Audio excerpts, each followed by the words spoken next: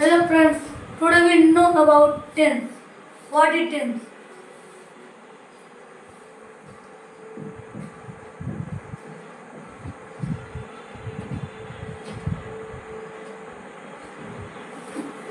आज हम जानेंगे टेंस क्या होता है।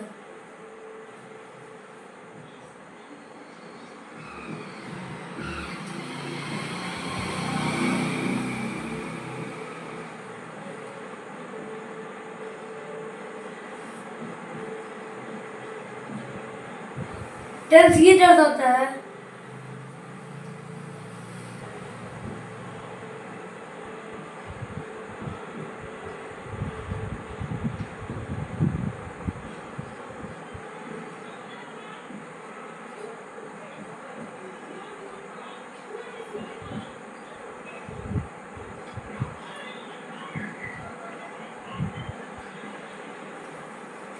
यानी टेंस ये होता है, टेंस इज शोइंग, टेंस दिखाता है दैट कि we what do in present, past और फ्यूचर। मतलब हम वर्तमान और बीते हुए समय में यानी भूतकाल में और आने वाले समय में क्या काम कर रहे हैं, तो उस कार्य को यहाँ पर बताता है। इसी को हम टेंस बोलते हैं। टेंस का मतलब होता है काल। फिर आगे आप बढ़ेंगे, फिर आप देख लेंगे क्या होता है। बोलते रहो।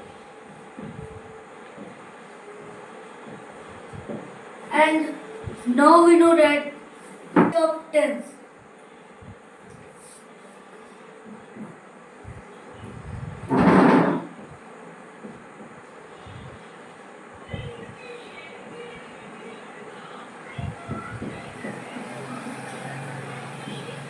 And we finally know that tense are three types. Number one,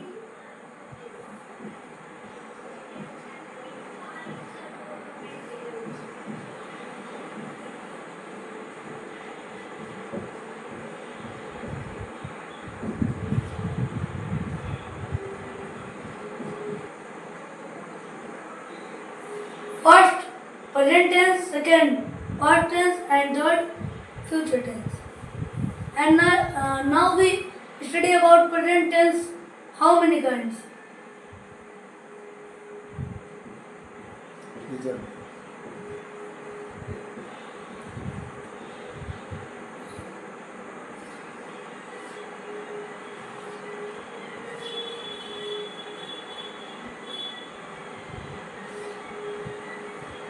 Number one,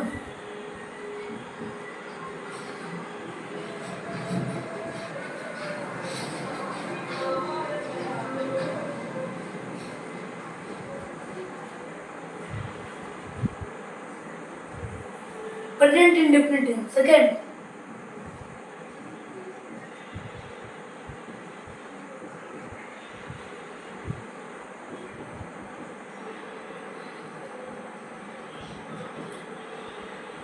present continuous tense.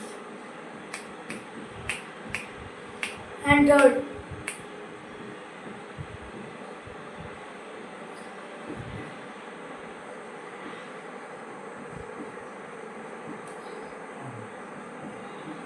अब नीचे नहीं आएगा, इधर present perfect tense. And fourth,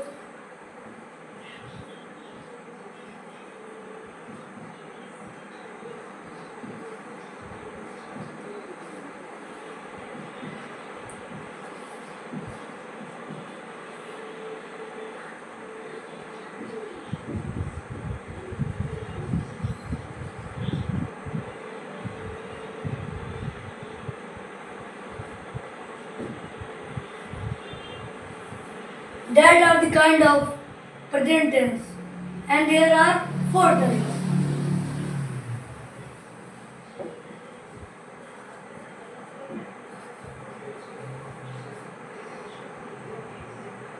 present indefinite tense, इसका पहला प्रकार है। दूसरा है प्रेजेंट कॉन्टिन्यूअस टेंस, तीसरा प्रेजेंट परफेक्ट टेंस और चौथा है प्रेजेंट परफेक्ट कॉन्टिन्यूअस टेंस। यानी हमने समझा कि भाई प्रेजेंट टेंस जो है ये चार प्रकार के होते हैं। जिसमें पहला हो गया प्रेजेंट इंडेफिनिट टेंस यानी वर्तमान अनिश्चय काल, और दूसरा हो गया प्रेजेंट कॉन्टिन्यूअस टेंस यानी जो काम प्रेजेंट में जारी है उसके लिए ये टेंस होता है। तीसरा है प्रेजेंट परफेक्ट टेंस, मतलब जो वर्तमान में है लेकिन अभी पूर्ण होने वाला है।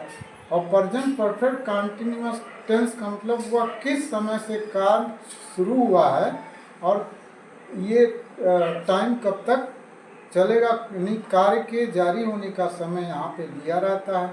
ये प्रेजेंट परफेक्ट कॉन्टिन्यूअस में और पूरा होने वाला भी होता है, तो ये प्रेजेंट परफेक्ट कॉन्टिन्यूअस में बताया जाता है। And now we study about present indefinite tense, identification and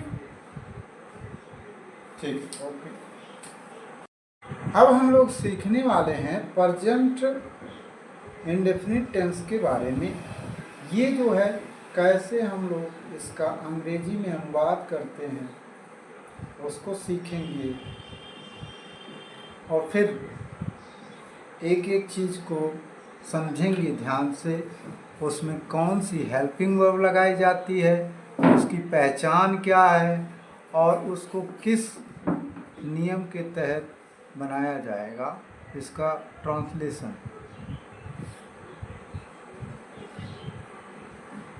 क्रिया के अंत में ता है, ती है, ते है इत्यादि शब्द आते हैं, वे प्रेजेंट इंडेफिनिट टेंस कहलाते हैं।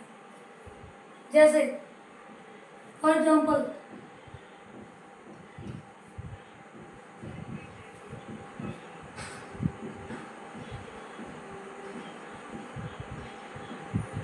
राधा नाचती है। सेकेंड,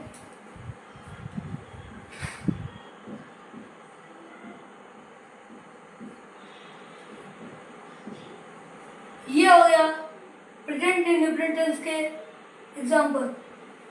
अब हम पढ़ेंगे उनके हेल्पिंग वर्ब के बारे में और रूल ऑफ मेकिंग ट्रांसलेशन, यानी पहले हम देखेंगे रूल ऑफ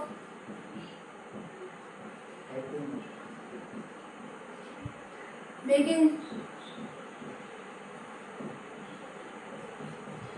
ट्रांसलेशन।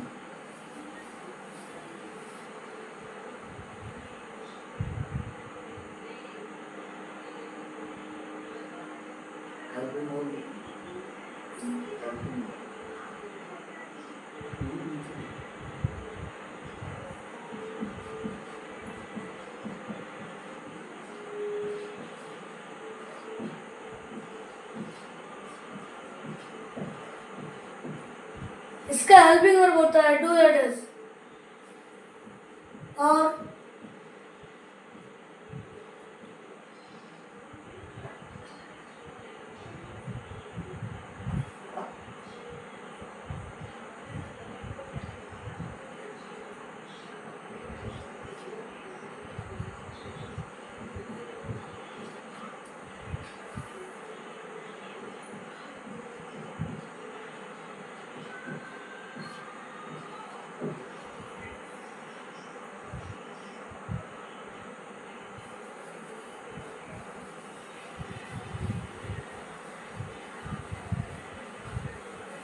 ये अलग अलग कर्ताओं के अनुसार प्रयोग किए जाते हैं।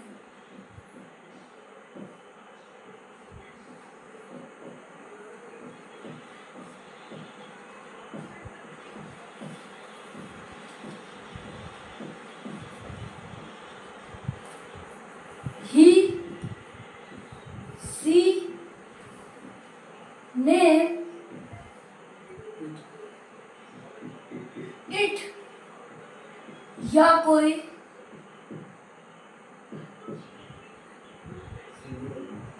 सिंगुलर पर्सन के साथ दैट्स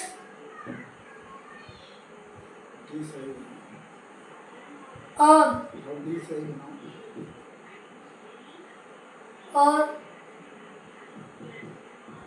आई भी, दे एंड प्लूरल पर्सन के लिए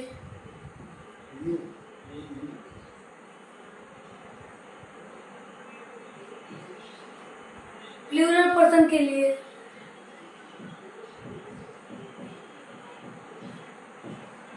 डू का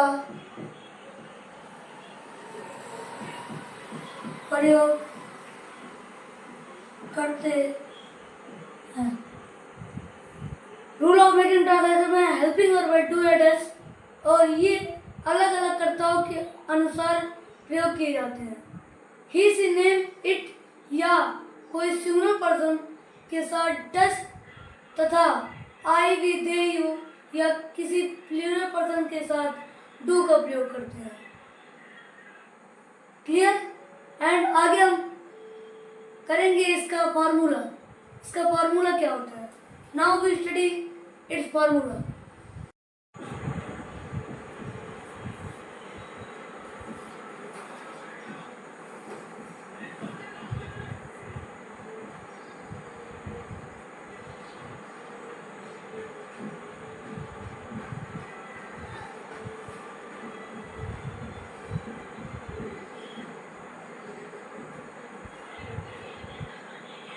प्रेजेंट इंडेफिनिट के चार प्रकार, इसके भी चार प्रकार होते हैं।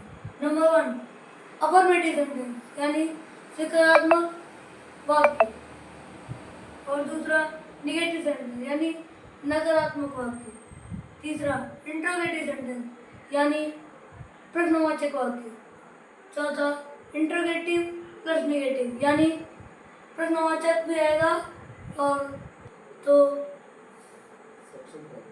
सबसे पहले हम अफर्मेटिव का फॉर्मूला देख लेते हैं। पहले अफर्मेटिव सेंटेंस का फॉर्मूला हम आपको बता देते हैं, फिर उसके बाद और सारी चीज़ पढ़ेंगे।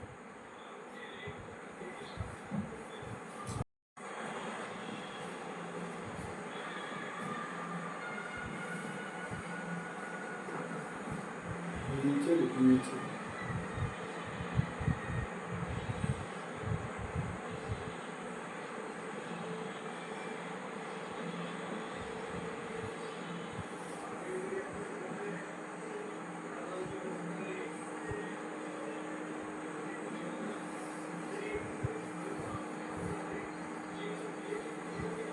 इसका फॉर्मूला है subject plus verb first form plus S plus object यानी कर्ता प्लस क्रिया का पहला रूप प्लस एस और प्लस ऑब्जेक्ट। एग्जाम्पल,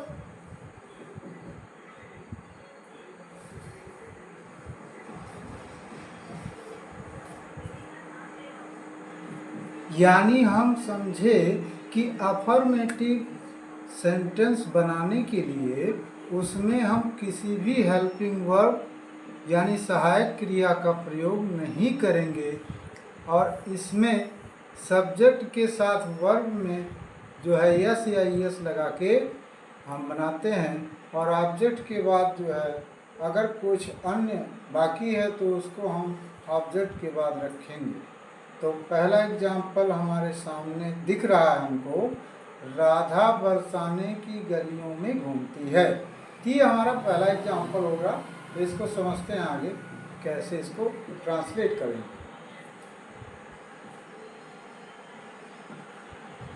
पहले हम रखेंगे सब्जेक्ट यानी कर्ता जो काम को कर रहा है। तो इसमें कौन घूम रहा है? राधा। तो पहले हम सब्जेक्ट लिखेंगे राधा। क्रिया पर जब हम कौन या किसने का प्रश्न करते हैं तो जवाब में हमें वह सब्जेक्ट निकल के आ जाता है, और उस सब्जेक्ट को हम यहाँ पर पहले रखते हैं, और इसके बाद अब यहाँ देखते हैं कि वाक्य में क्रिया क्या है। तो क्रिया है घूमती है। तो घूमना एक क्रिया है, और इसकी इंग्लिश हम जानते हैं कि आगे आप देखेंगे। चलिए, राधा और वर्ब है इसमें घूमना। घूमने की इंग्लिश होती है रोम। और क्योंकि आप जानते हैं कि ये एक सिंगुलर पर्सन है, और मैंने बताया था कि सिंगुलर पर्सन के साथ यस या ईएस का प्रयोग किया जाता है, तो इस वर्ब के फर्स्ट फॉर्म में भी यस या ईएस का प्रयोग किया जाएगा। यानी इसमें हम यस जोड़ेंगे।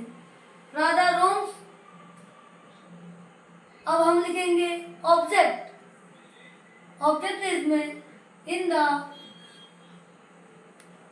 गलियों का होता है स्ट्रीट।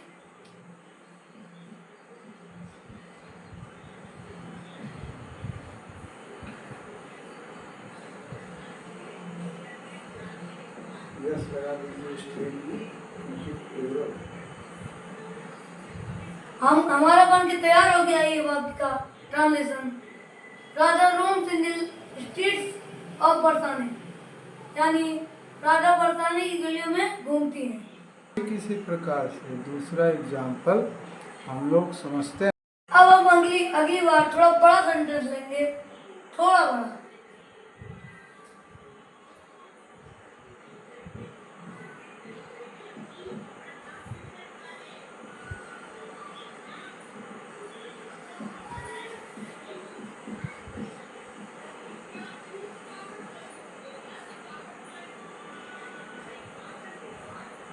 वाक्य है, गाय अपने बछड़े को दूध पिलाती है। अब हम इसका ट्रांसलेशन करेंगे। जैसे हमने पहले बता दिया कि पहले सब्जेक्ट लिखा जाएगा। इसमें सब्जेक्ट है गाय यानी काऊ,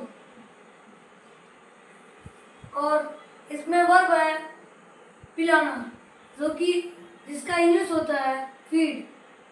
और मैंने ऐसा कि आपको पहले बता दिया है कि सिंगुलर पर्सन या किसी नाम के साथ हम ये सीरीज का प्रयोग करते हैं। क्योंकि काउ सिंगुलर है तो इसलिए हम फीड में एसआईएस का प्रयोग करेंगे। तो यहाँ पे हो जाएगा फीड्स, काउ फीड्स। इसके बाद हम लिखेंगे ऑब्जेक्ट।